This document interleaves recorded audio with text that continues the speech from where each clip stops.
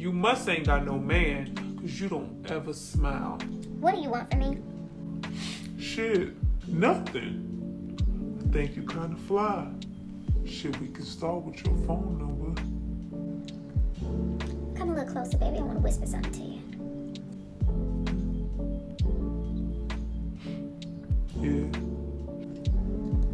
Let's cut the bullshit, okay? Now what do you really want from me, huh? You want to smell my punani? You like that, don't you? Jesse, come here, baby. Now this fine, young, dark brother said he wants to smell my punani. Should I let him?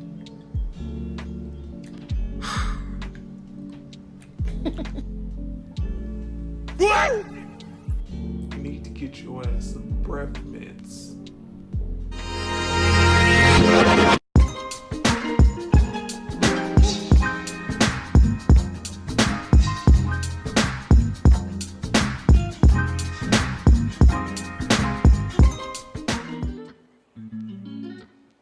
Hi you guys, welcome back to my channel. It's Torry here with another struggle review, here to discuss Poetic Justice. Now this movie is from 1993. It's directed by John Singleton. It stars Tupac and Janet Jackson. This is a special movie. Before I get into everything we all know and love about this film, I need you guys to drop down and subscribe to my channel and like this video. I'm going to give you guys a moment to do that, and then we're going to come back and discuss all things Lucky and Justice.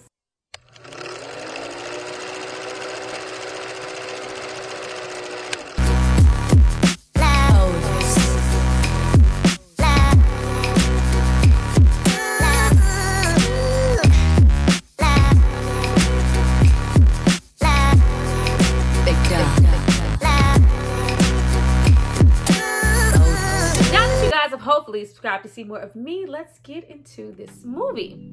This is a very special, underrated romantic film. Now this was John Singleton's second film, and this fell short in comparison to Boys in the Hood. Now of course this is no Boys in the Hood, but this was John Singleton's way of saying, you know, that's not all that's not all that goes on in the hood. We have romance and love in the hood also. Now this movie stars Janet Jackson. This is like her first serious role, I believe, outside of, you know, being on Different Strokes and being Penny from Good Times. I think this was her first, you know, step out there, and what a big step it was. And this is also Tupac's second film, you know, right after Juice. He went from Bishop to this. Range. Now this movie stands apart from other romantic movies, especially movies that you consider, you know, hood romantic movies. We have Miss Maya Angelou and Still I Rise, providing the poetry for this film, and it adds so much depth. We also have, you know, this Shakespeare, Romeo and Juliet, Othello-like feel because of the poems that's just coming out of Janet's mouth. It's just so good. Like, how did this ever get 34% on Rotten Tomatoes? Rotten Tomatoes can suck a butt. Get out of here. Now, getting into the movie, if you haven't seen it before, as soon as we jump into the film and we get this once upon a time type scenario, we open with Billy Zane and Lori Petty, two white people. You like, what? I thought this was a hood movie by John Singleton. By the way, I love me some Billy Zane and Lori Petty. Love them, especially Billy Zane. He just does something for me. Anyway, you might forget where you are, but as soon as we leave that movie they're watching at the drive-in, we get into Bonita Applebaum. You gotta put me on. Bonita Applebaum, I said you gotta put me on, because Janet Justice is sitting in the car with her boyfriend, portrayed here by Q-Tip. So romantic. I think they actually had a little fling once upon a time. Real cute here. But you know, it's when we get into Janet, beautiful Janet. She is so beautiful here, you know, portraying this little, you know, South Central Compton-esque female. It's like, you know, tell me why you love me. Cause you fine. Like, no, tell me why you love me. I need to hear it. The real reason why I love you is because you wrote me all them poems when I was in the joint. You know, you kept it popping, kept it fresh for a player. Like, it's just so cute. And Janet looks so beautiful, you know, with the braids, the door knockers, the chain, the smile. Oh, so gorgeous. Then we get into hoe ass niggas. You know, we trying to get bonbons and jujubes. The same hoe ass nigga that shot Ricky in Boys in the Hood. Like, what, you just going from film to film shooting people, right? You just gonna be that dude. But it's like, you know, you can tell that, you know, they really care about each other. It's like young love. It's all romantic. You know, they're gazing into each other's eyes, and it's just like, bow! Q-Tips gets shot before he can even get in the backseat with him. I couldn't even get none. I've been trying to get on this whole drive in, and y'all come and shoot me right in front of my girl. And this is such a traumatic experience for her. And it's just like, damn. And then right after that, we get into Justice in her poetry, of course, provided by Maya Angelou. But I thought it was, you know, really special how, even though Maya Angelou wrote these poems at different points in time, every single poem that she shares here is very relevant to the story and relevant to the moment that's happening. That was really cool. But you get into Justice just being in mourning. She's sad. She's wearing all black. And nobody can make it out here alone. Lying thinking last night how to find myself a home. Like, oh, she was so sad. Janet is in mourning. I'm sorry, Justice is in mourning. She's wearing all black. She just lost, you know, pretty much the love of her life, her first love. All she can manage to do now is get up, get dressed, and go work at Jesse's. Jesse's, honey, Doughboy's mama. Looking good per usual, getting out of the truck all sexy in her red dress. Now, Tara Farrell's character here is kind of, you know, not only the owner, but she's the mother of the shot, and she's really trying to push people to live their best life. Like, girl, you too young to be around here waddling, depressed in your feelings. Let it go, baby. Just, you know, go on a date, have some fun. She's like, nope, I'm just gonna sit here with all my new growth in my braids. Getting into Janet and this new growth, they was, you know, taking a mile with this new growth, because I was like, if she ain't took them braids out since he was shot, that new girl should be a whole lot worse. But anyway, not only do we get into Jesse and meeting, this movie is so 90s. Not only do we have, you know, Tara Farrell, Jesse, the owner of the shop, but Keith Washington and Mickey Howard also do hair in the shop. So freaking 90s. And then we get into Aisha. Miss Regina King. Aisha is, you know, that one friend you have that you know, kind of grew up with, maybe went to school with, and she's not yet, you know, mentally and spiritually on the same plane that you are, but you still love her anyway. But we get into her, you know, she's that loud chick telling everybody's business, but Justice loves her just the same. Jesse tells her, you know, you keep having bad luck because you don't know how to pick them, honey. We get into Tupac. Post office working ass, fine ass, making the mailman uniform look good. I'm sorry, so you have any spare change, man? No, I got a spare stamp so you can mail your ass a job application. Begging ass motherfucker. Getting into the motherfuckers. This, going back to watch this, and I can remember it, but it was just like, damn, right away. There is so much cursing in this film. Oh my God. Like, it was almost like, well, damn, John. Like, John. It's like, oh, we gonna get into all the cussing. But I haven't heard so much cursing in a movie in a very long time. You would have thought Samuel L. Jackson was in this, because it was a lot. But we get into Lucky going in his approach. I love the way that Lucky approached her. But you know, Justice was just, you know, too in her way and in her mind and missing, you know, what she used to have and mourning to even see him. But when he approached and he was like, you know, shit, I think you kind of fly. We can start with your phone number. Like, girl, what's up? I see you licking on these stamps. You can lick on me. What's good?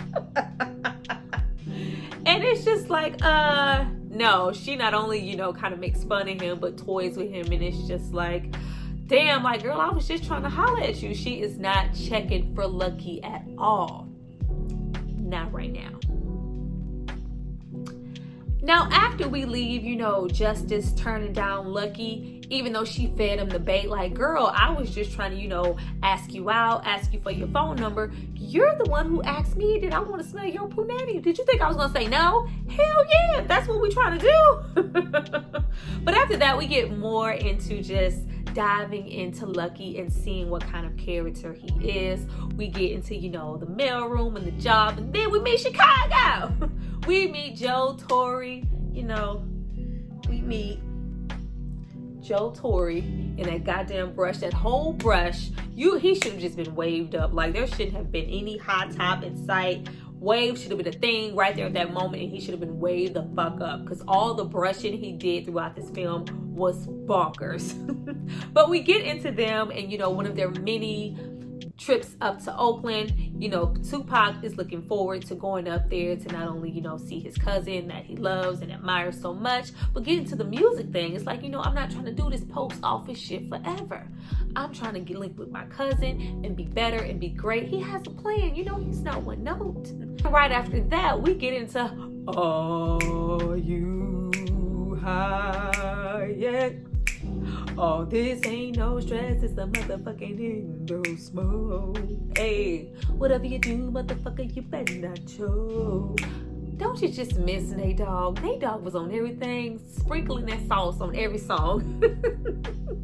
But we get into Lucky not only being, different from, everybody around him. I'm not just, some random nigga out here. Justice, not only do I have a 9-to-5, but even though I am surrounded by people, looking for some buses to jack, people constantly out here, selling substances, I work my 9-to-5. And I even managed to have a genuine, friendly, copacetic relationship with my baby mama, other baby daddy, Tone Loke, aka Pee-wee.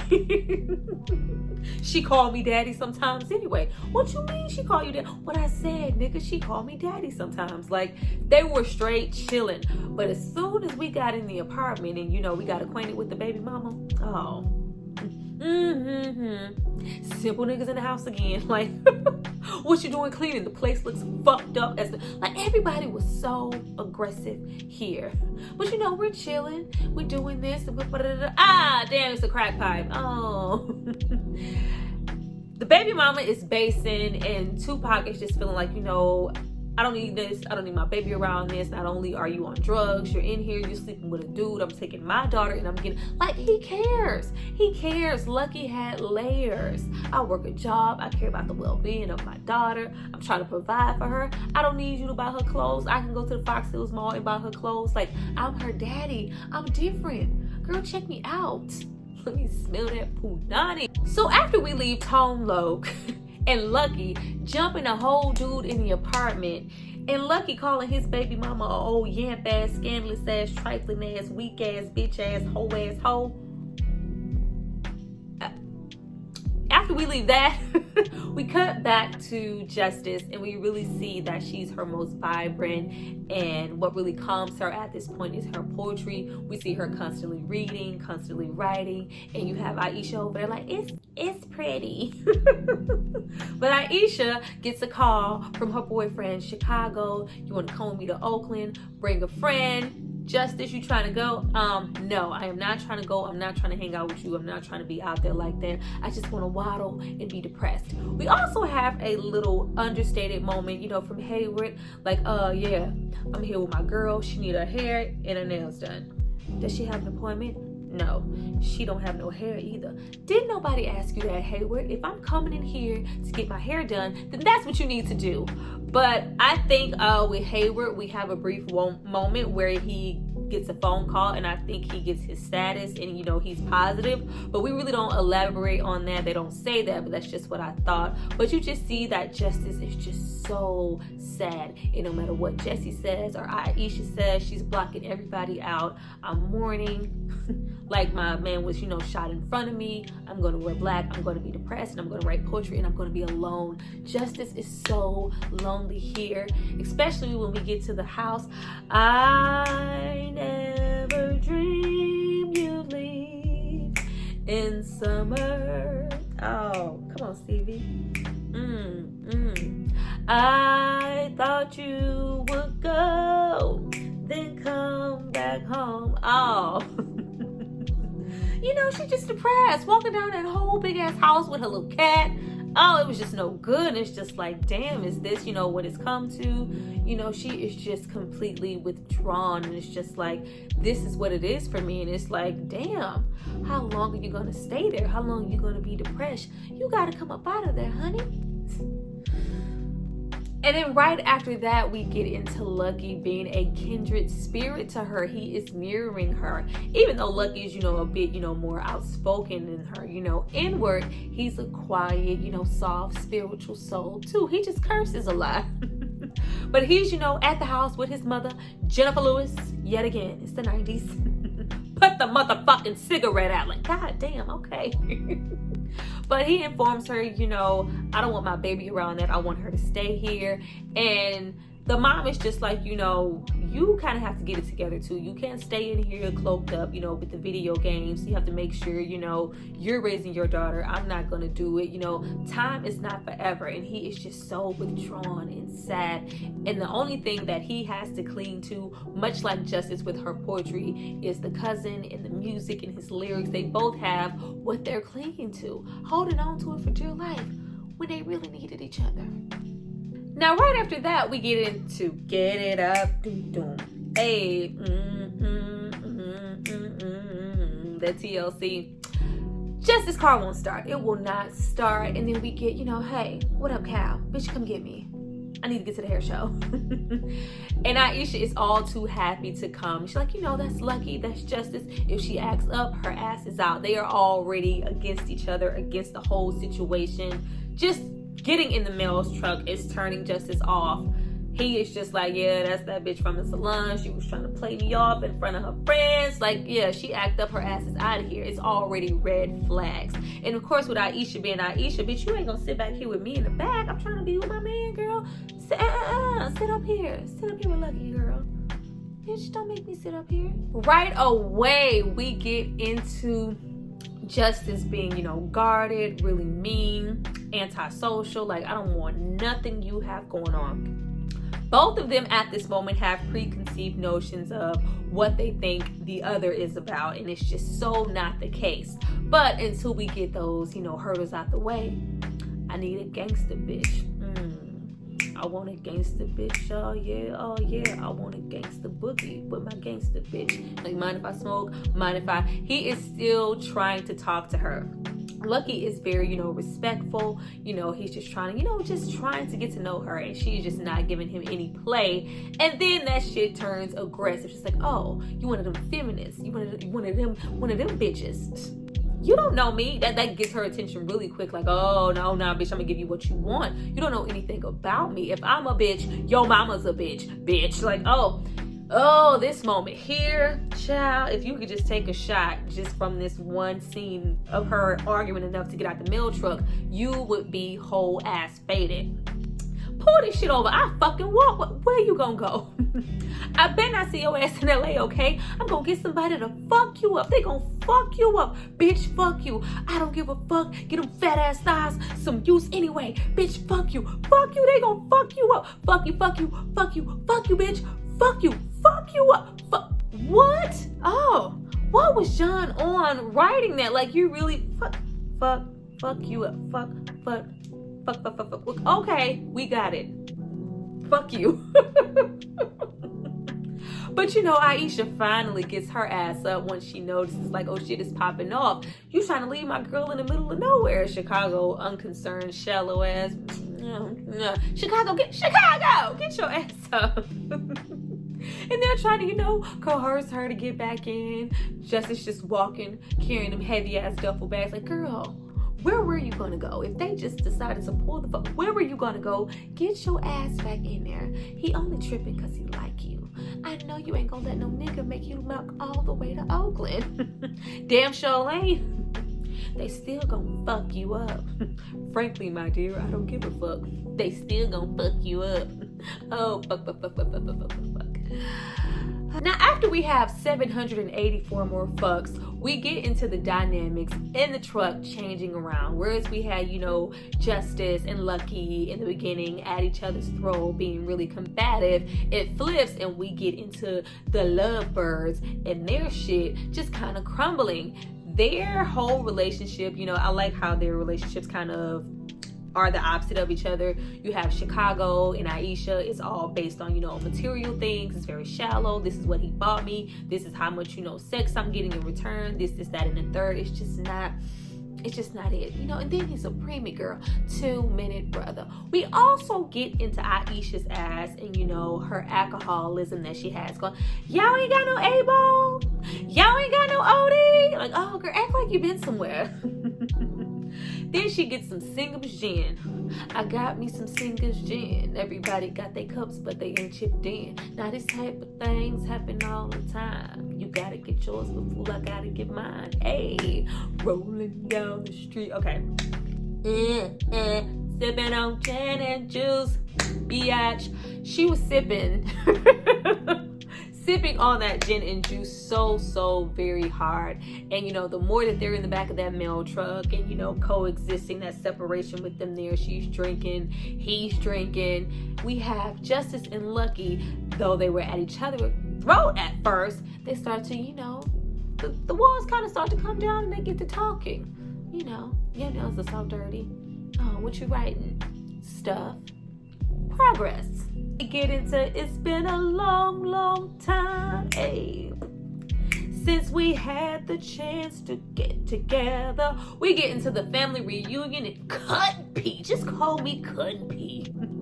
Chi-Town, call me Cut and P. We get into them just rolling up on somebody's family reunion. Don't know these people from a can of paint, but we smell food. It smells good. Let's get into the barbecue of it all. We are introduced to Cut and P, and everybody gets there, you know, decides to act like they're family. They're, you know, in a relationship together, and they all kind of just separate into their, you know, personal corners and do what they got to do at this family reunion. Now, for whatever reason, Aisha and Chicago decide, you know, to pretend that they're married. And, you know, of course, we have Justice and Lucky being real, taking the time to get to know each other and really sizing each other up. They both just feel like they know what each other is about. Like, oh, you like street pharmacists, you're all about money and what somebody can do for you. You gotta have, you know, a bankroll to be with you. I knew you was like that. And she's like, yeah, you look like the type. You got babies everywhere. You know, you a whole baby daddy. You look like that type of nigga. Like, they're just reading each other all wrong. What do you know? You don't even keep your fucking nails clean. Like, Justice was putting a whole lot on them nails. Like, do not come over to me and your nails not clean. That tells me all I need to know about you. Mark ass nigga. Right after that, we get back in the mail truck and get into, bitch, fuck you and your drunk ass pussy. Like, damn, drunk pussy? What is drunk pussy? Like, I would imagine that it would be good. It's drunk. I don't know. We get into that. We get into that and Aisha having to pee. You know, we get to drink, you gotta pee. And it's just like, you can really see that this is, you know, a one time, you know, because we heard before, money, you giving that whole money? How much of that pussy she giving up? She need to, you know, work in the liquor store as drunk as she is, you know, drunk hoe. She ain't gonna be too many more drunk hoes. Like, she has a drinking problem. And then we get into, you know, just this understated type of thing with Justice and, you know, what may or may not have happened with her mom and, you know, her just feeling like, you know, you're acting like my mom, you're acting crazy, it's a turnoff, this is why I don't hang out with you. This is where, you know, the writing could have been a little bit better to get us more invested in Justice's backstory. We do get, you know, the gist of it later on when she has that, you know, conversation with Lucky on the beach, but I just think we need a little bit more than that, you know, a little bit more this is why I don't hang out with you, you always acting crazy, always acting drunk, just like my damn mama. Well, we don't know anything about that, so if y'all could have told us about that, we could have been in the moment. We could have been in the moment. And then we take time to really see where they are. You have Tupac, you know, vibing to his cousin's music. He is really feeling it. You know, everybody like, who is that? It's nice. She's like, he ain't shit. That ain't shit. Like, oh, fuck you, bitch. You always hate. You always got to be negative. Like, oh my God, all the cursing. But you have Chicago being the hater that he is. Like, it's just like you to down talk another nigga because he trying and he ain't. What you do, nigga? Nigga, I dress. The fuck? I dress. And I brush this whack ass fade. But you have enough time with Lucky just to see how much his cousin means to him and his music and what he's trying to achieve. So when we have, you know, that tragedy happen later, we know the effect that it has on him. But you just see, you know, Lucky and Justice getting closer and closer, and Aisha and Chicago getting further and further apart. Then we have that beach. I love when we have that moment on the beach and we get, you know, the voiceovers just to see where they are. And you can see that Lucky and Justice, even though they do, still have their little thoughts about each other, they're thinking about each other, nice little frame. Maybe I should get that number, see how the booty work, I wonder. You look just like the type to have a baby stash somewhere. Like, I'm just when I'm concerned. Then we get into goddamn Aisha. I wonder if my mama picked up my clothes from the cleaners. I'm gonna call Terry and tell him to take me shopping. Like, just shallow, just fucking empty. over Chicago, over the whole thing. Get into Chicago. I got a car, I got an apartment, I got an income. My shit is set. I'm fly as fuck. I can just let this bitch go. Like, oh God, this is what y'all thinking about on the beach? Get your life. Really get into them bonding when she decides to share, what you write in there. That's my poetry. You trying to say my cousin shit ain't poetry? It's not if you don't have anything deep to say. You get into them getting, to this fair or this carnival type situation. I'm getting tired of all this walking, Jay. Like, they are just so done. We have Aisha in Chicago. They're ready to get back. Like, let's get everything over with so I can separate from this person. But no, we have Lucky and Justice. They're walking. And you can really see the type of spirit that Lucky has because he's very silent. You have a bunch of moments here with, him just being quiet. And it's just like, what's going on? Is something wrong? It's just like, no, I'm reflecting. I'm thinking. My mind has, a billion things going on, if we're, in fucking South Central right now. I have time just to be with my thoughts. Then you really get into them, what do you write? I write what's in my heart. What's that? I don't know. What's in yours? I'm still trying to find out. Like, we are on the same planes. I'm fucking with you. And they realize that and realize that they really have a lot of things in common. And, they have, some eye contact. And then we have hating ass Chicago come over. Man, how long we gonna be walking, man? I'm ready to go. You just trying to get to that bitch. Like, get your hating ass on. Fuck you, limp motherfucker. What you say? I said fuck you. With your little limp dick. Get over there. Man, you ain't gonna pull that. She out of your league. I'm getting tired of your black ass. Shut up. Hater. And then we get into all the shit hitting the fan. We have Justice and Lucky in the front seat, eating plums, bonding, flirting. It's a good time. We got old Chicago and Aisha in the back. Like, really, Aisha, girl, I'm in the front. Have some decorum about yourself. And it's just like, you already said the dick was weak. Like, really? Like, I just thought I'd just give him some before I leave him. I'm trying to be nice. I have a heart. But we get into it, and then all this sex going on and all of this, or lack thereof in the back of the truck. But since Aisha is done with him, even though she has been, satisfied before in their relationship, now it's just like, okay, now I can be honest. Is that it?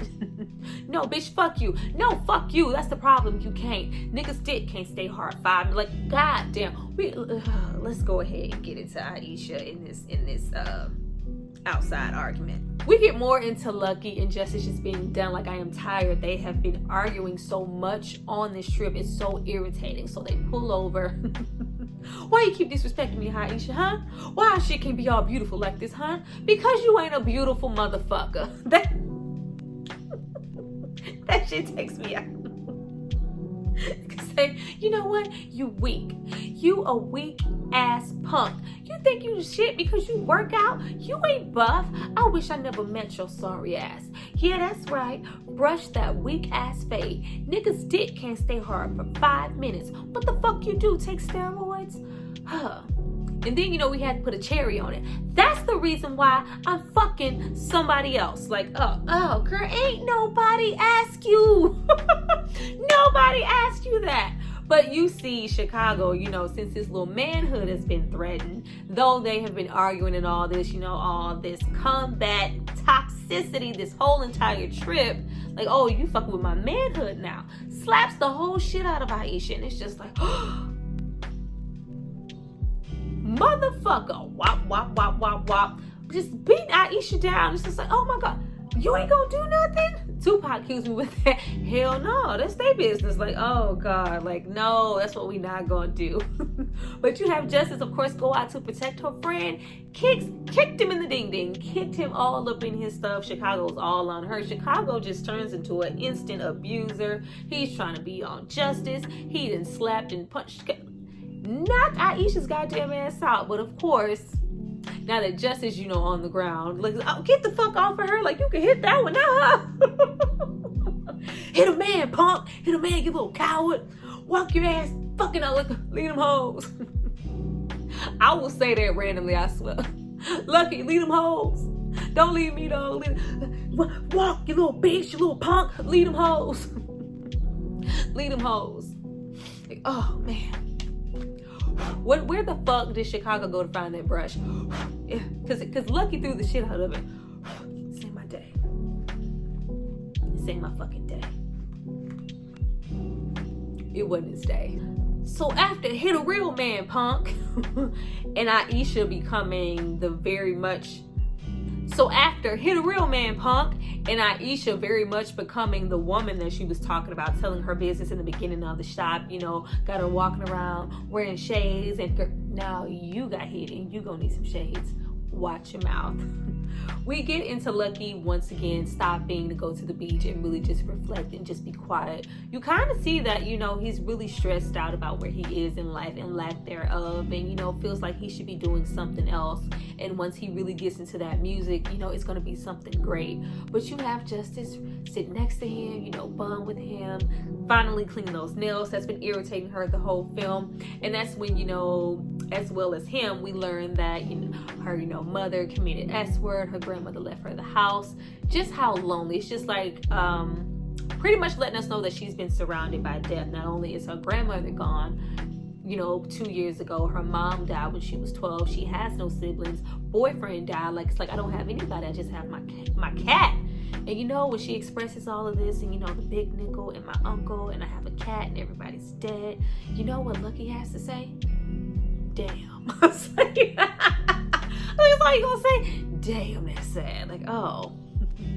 But you have, you know, finally share a kiss. Like, their little kisses here, it's cute or whatever. They little pecks. I was like, girl, if you don't slop Lucky down, but maybe it was just me. Now, I have heard, you know, in reviews via Tupac that there was supposed to be a love scene here, and boy, I wish we would have gotten it. That would have added so much more to the movie. We ain't trying to see y'all get naked or nothing, but just, you know, we want to see a little bit. But I believe Tupac said, you know, they wanted him to take an HIV test to have a fake love scene with Janet Jackson. He was like, you know, what the hell are you trying to say? Why would I need to do that? I'm not doing none of that shit. It's just not going to happen. So we did not get that love scene. So we just got, you know, her releasing her boyfriend on the beach and going and wrapping the blanket around Lucky in that kiss. And it's just like, oh, you know, my freak nasty ass. I wanted to see all of this, but we didn't get to see that. I really wish we would have got that. Now, right after that, everything gets all fucking dramatic. We have Lucky, you know, I got something to tell you. I want to tell you this before we go any further. And it's just like, oh my goodness, like, what is it? Lucky, don't tell me you got something. Girl, if he did, it's too goddamn late. But he shares, you know, he has a daughter, and it's just like weighing in so much on Justice at that moment. Why didn't you tell me this in the beginning? Like, how was that supposed? Like, girl, he said he had a kid. He didn't say he was moving away to Croatia or some shit. Relax. But right after that, we have, you know, the story take another turn because we have Lucky finally get to that cousin that he's been waiting to get to and be with the whole film, and he's fatally shot and he's dead. We have the mom crying over the body. It's just like, god damn, like, oh, Lucky just can't, you know, can't catch a break. It's just like, you ain't, today wasn't Lucky motherfucking day, not Chicago's. Today wasn't Lucky motherfucking day. But what do we do with all this? You know, he's just so distraught. He's so sad, just like my cousin. Like, this is horrible. He's so sad. And he takes it out on Justice. Like, oh, no, you didn't. Like, I would have been there if I wasn't too busy fucking with you. Like, no, you didn't. Not after I just gave you my punani. No, you didn't. No, you didn't. You know, you have Jesse standing there. First of all, you have Jenny. What? Like, what? I just gave you my punani, and this is how you gonna do me? You have Jesse. Oh, see, I guess now we're scraping the bottom of the pudding cup, huh? Know what you're talking about before you judge. Like, you even walk different. What you trying to say? Lucky put it down? We don't know. We didn't see it.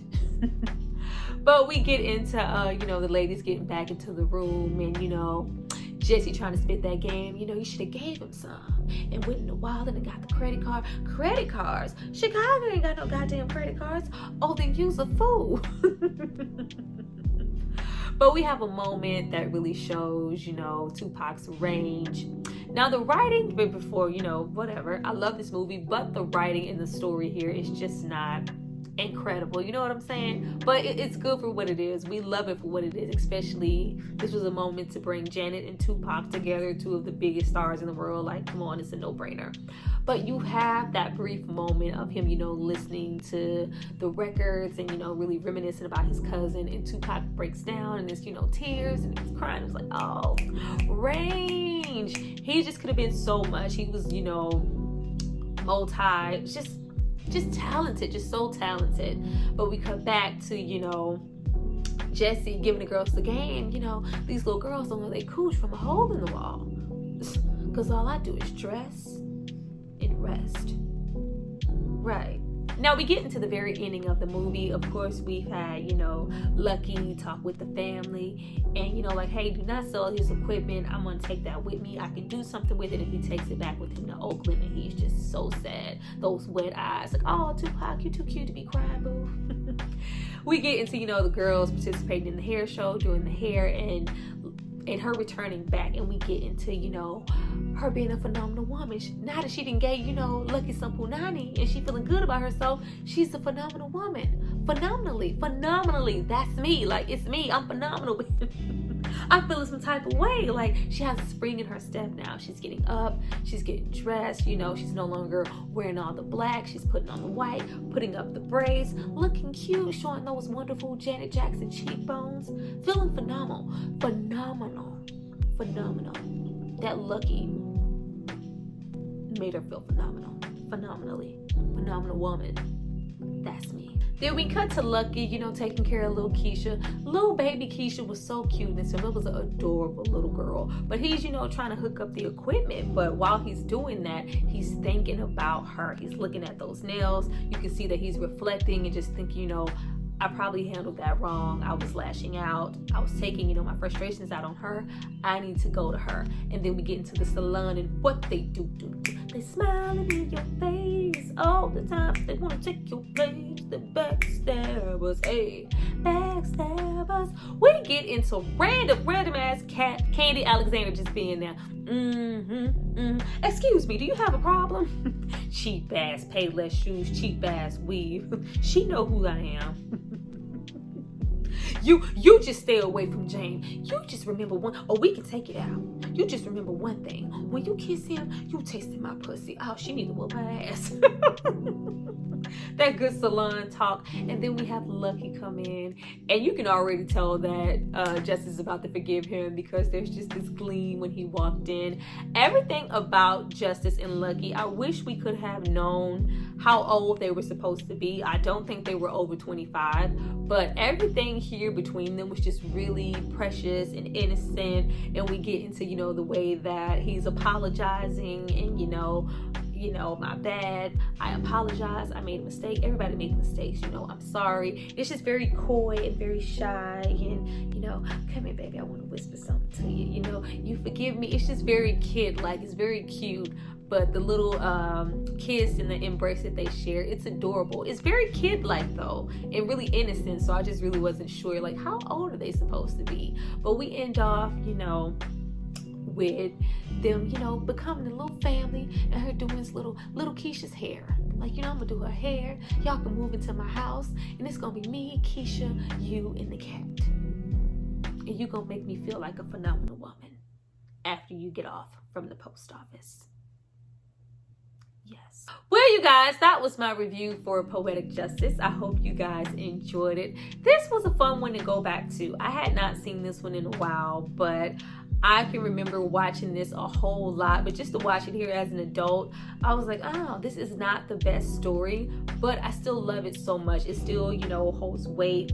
It's still a good watch. I enjoyed it, and if anything, who doesn't love going back to watch a young Janet Jackson and a young Tupac in his prime? Like, he did so amazing here. I just wish that he got to do more, but it's nice to go back and reflect. But drop down and, you know, tell me what you thought about this video. I appreciate you guys for watching. Like, subscribe, share, all that good stuff.